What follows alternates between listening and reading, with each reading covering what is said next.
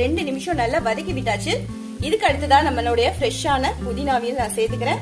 எடுத்து வச்சிருக்கிற புளிய நான் வந்து சின்ன சின்னதா நான் வந்து பிச்சு போட்டிருக்கேன், நல்லா வதங்கணுங்கிறதுக்காக.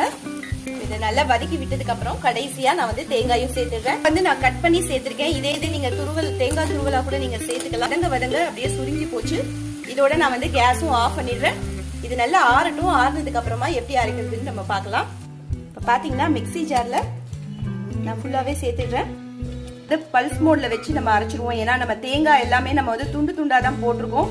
ஃபர்ஸ்டே தண்ணி விட்டா அது நல்லா அரையாம வந்துடும். அதனால ஃபர்ஸ்ட் நம்ம ஒரு திருப்பு 2-3 தடவை திருப்பிட்டு அதுக்கப்புறமா தண்ணி விட்டு அரைச்சோம்னா நமக்கு கரெக்டான ஒரு இதுக்கு வந்துடும்.